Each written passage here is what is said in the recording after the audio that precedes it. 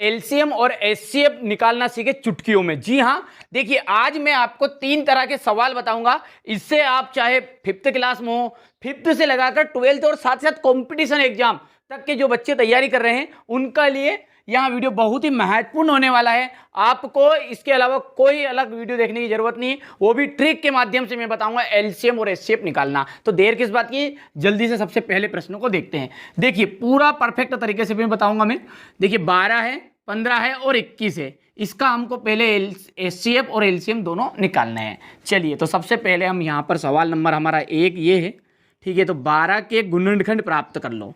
अब गुणनखंड क्या होते हैं वो अभी समझ में आएगा, ठीक है। 12 के गुणनखंड, फिर हम एक लिख लेंगे 15 के गुणनखंड,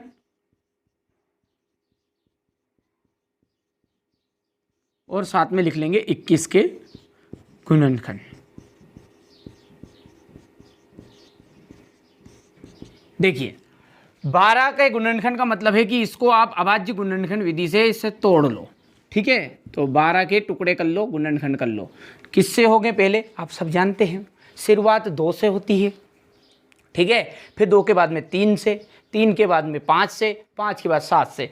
ट्रिक क्या है, 2 से भाग जाने का जो ट्रिक है वो याद रखिएगा आप, कि ये जो पीछे का अंक है ना, चाहे इतना बड़ा हो ये, ठीक है, तो ये आपको सबसे पीछे का अंक देखना है। यदि ये पीछे का अंक 2 हो, 4 हो, 6 हो, 8 हो या 0, इतनी सारी बातें हमसे याद नहीं रहेगी, तो कौन बोल रहा है रखने के लिए। केवल इतनी सी याद रखिएगा कि ये जो पीछे का अंक है इसमें आप 2 का पहाड़ा पढ़ लो और पूरी तरह चला जाए तो 2 से विभाजित हो जाएगा, ठीक है। तो यहाँ पर देख लीजिए 2 से चला जाएगा, सिंपल सी बात है। इसी तरह ये भी, ठीक है। ये 2 का नियम है कि पूरी तरह पीछे का अंक चला जाना चाहिए। 3 का क्या बोलता है कि आपस में जोड़ लो, ठीक है। जैसे ये 12 है तो ये 1 और 2 मिलके कितने हो गए 3। अब 3 में पहाड़ा बोल लो 3 का, ठीक है। जैसे ये मैंने लिख दिया यहाँ पर, जी हाँ, ठीक है। अब इसमें जोड़ो इन दोनों तीनों को, 2 और 4 6, 6 और 8 कितने हो गए हैं बताइए, ठीक है 14 हो गया। और 14 में, ठीक है, हमारे 3 का भाग नहीं जाता है, तो बस ये 3 का नियम हो गया, ठीक है। ज़्यादा बेसिक नहीं पढ़ाऊँ, बताऊँगा अभी आगे आएगा जब बता दूंगा, ठीक है। और चलिए सबसे पहले किससे देंगे हम, 2 से देंगे। 2 छंगे 12, फिर 2 से दिया, 2 तिया 6 और 3 करना 3, ठीक है। ये जो गुणनखंड प्राप्त हुए इसके 2 गुणित 2 गुणित 3, आप इसको छोटे से छोटे रूप में लिखने का प्रयास करो, ठीक है। तो 2 की घात 2 गुणित 3, तो यहाँ पर लिख देते हैं 2 की घात 2 गुणित 3, ठीक है भैया। इतनी चीज़ क्लियर है। चलिए आगे बढ़ते हैं। 15 के गुणनखंड, तो 15 का भी निकाल लो इसी तरह से। यहाँ पर 15 का निकाल लेते हैं। 2 से तो नहीं जाएगा, किससे जाएगा, 3 से जाएगा। तो 3 का 2, 3 पंजे 15 और फिर 5 का जाएगा 1, ठीक है। तो 3 गुणित 5, पहले हम गुणनखंड कर रहे हैं, ठीक है। फिर आ जाएगा आपका 21 का गुणनखंड, तो 21 के भी निकाल लो भैया। 3 से देंगे, 3 सते 21 और 7 करना 7, तो कितना आया है 3 गुणित 7 आया, ठीक है। अब हमें जो ट्रिक लगानी है, सबसे पहले एलसीएम ज्ञात करेंगे। यहाँ पर बढ़िया से लिख देना है। देखिए जो कंपटीशन वाले बच्चे इनको इतना डिटेल नहीं करना पड़ता, उन्हें तो ऑब्जेक्टिव क्वेश्चन में इनमें पूछते हैं, ठीक है। तो आप बिल्कुल मैं जो ट्रिक बताऊं वो डायरेक्टली कर लेना और कर देना। ये जो है मैंने 10th के सिलेबस से एग्जाम्पल लिए 1.2 से, तो हमारे जो 10th क्लास के बच्चे हैं ना उनको काम भी हो जाएगा, आपका भी हो गया, जो 5th वाले 6th वाले उनका भी काम हो जाएगा बिल्कुल तरीके से, ठीक है। तो अब हम बात करते हैं किसकी, 12, 15 और 21 का एलसीएम। अब ट्रिक क्या है उसको ध्यान से सुनना, ठीक है। एलसीएम को यदि हम हिंदी में कहते हैं लघुत्तम समापवर्त्य, क्या नाम है इसका, लघुत्तम समापवर्त्य। तो पहला वर्ड देखो, शब्द देखो आप इसका, लघुत्तम यानी कि ला से लघुत्तम और ला से लाओ सब। अब किसको लाओ, अरे जो भी है ना सभी को उठा के दचकते जाओ यहाँ पर, ठीक है। यहाँ से 2 की घात 2 को भी लिख दो, 3 को भी लिख दो, इस 3 को भी लिख दो, 5 को भी लिख दो, 7 को भी लिख दो, सबको ही लिख दो। बस केवल इतनी सी बात याद रखना है, लाएंगे तो सब, लेकिन कोई भी अंक यदि एक बार लिख दिया, ठीक है, जैसे 3 को लिख दिया एक बार, तो 3 2 बार नहीं लिखाएगा। 2 को एक बार लिख दिया तो भले ही दूसरी लाइन में कितनी बार हो, ठीक है, वो एक ही बार लिखा जाएगा, ठीक है। इतनी सी बात याद रखोगे। तो ये 2 की घात 2 है, ये हो गया, उतार लिया। फिर बारी किसकी, 3 की, यहाँ पर भी 3 है, यहाँ पर भी 3 है, यहाँ पर भी 3 है, तो 1 3 कोई सा भी लिख देना है, ठीक है। गुणित 5 है, गुणित 7 है। अब आपके मन में एक शंका आ रही है, यहाँ पर नहीं आ रही तो थोड़ी सी जिज्ञासा जगाओ। यदि मान के चलो कि भैया ये रहता आपका 3 की घात 2, तो फिर कौन सा 3 लिखते, आपको बड़ा लिखना है फिर, क्योंकि लाओ सब तो इसमें बुलाएंगे कौन सी चीज़, बड़ी बड़ी, ठीक है। तो भैया ये 3 की घात 2 लिखते हैं यहाँ पर, ठीक है भैया। वो जैसे सवाल आएगा भी दूसरे में, वहाँ समझ में आ जाएगा, ठीक है भैया। इतनी चीज़ समझ में आ गई, बस अब इसको हल कर लो। ये क्या बन गया आपका एलसीएम, 2 की घात 2 यानी 2 दूने 4, डायरेक्टली कर लेते हैं, 2 दूने 4, 4 तिया 12, ठीक है, और 12 पंजे 60 हो गया है, और 60 गुणित 7, 7 छंगे 42, 420। कितना गया एलसीएम इसका, 420 एलसीएम आ गया। अब रही बात किसकी, एचसीएफ की, तो यही लाइन लिख दो, 12 15 और 21 का एचसीएफ। चलिए एचसीएफ निकाल लो। एचसीएफ में क्या है, ये गुणनखंड तो ये हमने निकाल ही लिए हैं, ठीक है, गुणनखंड निकाल लिए। तीनों में गौर से देखो, ठीक है, गौर से देखना है, और तीनों में जो हो कॉमन हो। कॉमन का मतलब होता है सभी में होना चाहिए। अब सभी में कौन है, 2 है क्या, इसमें नहीं है। 3 है क्या, हाँ यहाँ भी 3 है, यहाँ भी 3 है, यहाँ भी 3 है।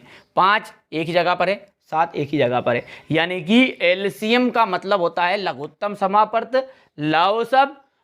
एचसीएफ का मतलब होता है महत्तम समापवर्त। तो मत लाओ सब, ठीक है, माँ से महत्तम और माँ से मत लाओ, ठीक है। तो किसको लाओ, जो तीनों में हो उसको लाओ, ठीक है, और उसमें से भी छोटा लाओ।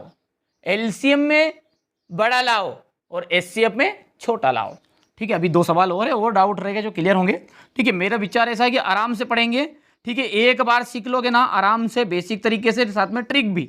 देखिए ट्रिक हर जगह काम नहीं करती है, आप भी समझदार हो, ठीक है। बेसिक यदि आपका कंप्लीट है तो किसी तरह का भी आपको सवाल हो रहेगा, आप बिल्कुल तोड़ दोगे उसे, ठीक है।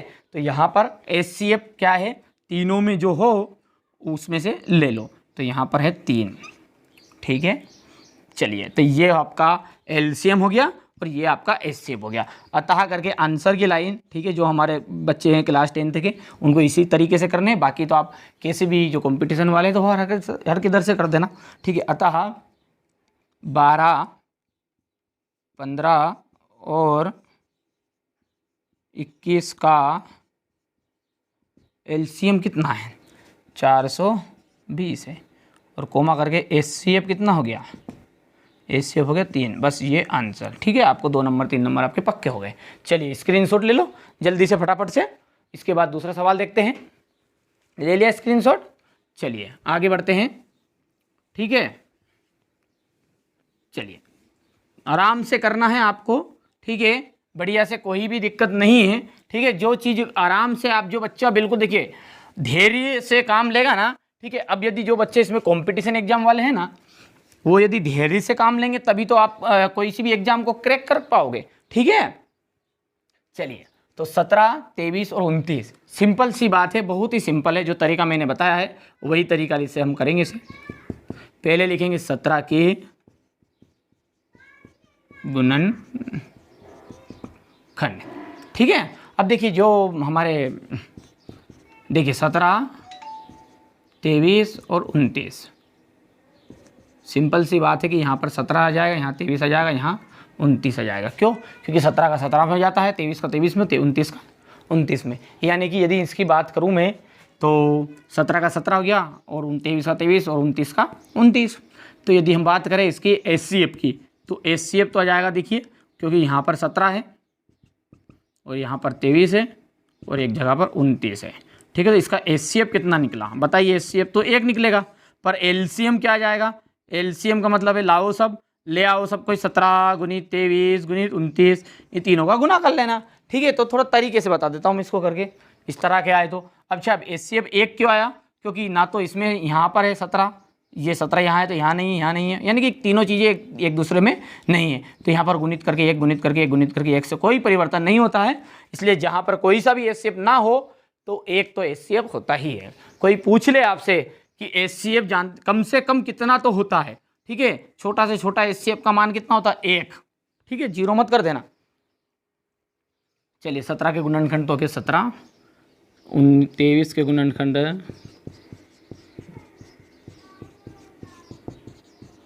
23 और 29 के गुणनखंड 29। लिख दो 17, 23, 29 का LCM 17 गुणित 23 गुणित 29, ठीक है, तीनों का गुना कर लिया था मैंने पहले से ही, तो ये जाएगा 11,339, 11,339 है, ठीक है। और HCF तो आप सब समझदार ही, 17, 23 एवं 29 का HCF तो हो जाएगा 1, ठीक है। ये आता करके आंसर की लाइन लिख दोगे, ठीक है। वो अंतिम वाला सवाल है उसे भी समझते हैं, ठीक है भैया। चलिए फटाफट से आराम से, आप तो बिल्कुल अच्छे से करना है, ठीक है। मैंने पहले ही बोल दिया समय भले ही लगेगा, पर मेरा विचार ऐसा है कि एक वीडियो को देखने के बाद में कोई भी डाउट नहीं रहना चाहिए, बस सीधी सी बात ये है। चलिए 8 के गुणनखंड लिख दो, तीसरा सवाल है यहाँ पर, 8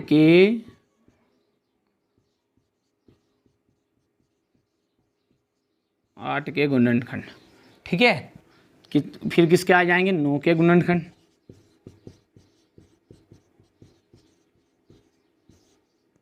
25 के गुणनखंड,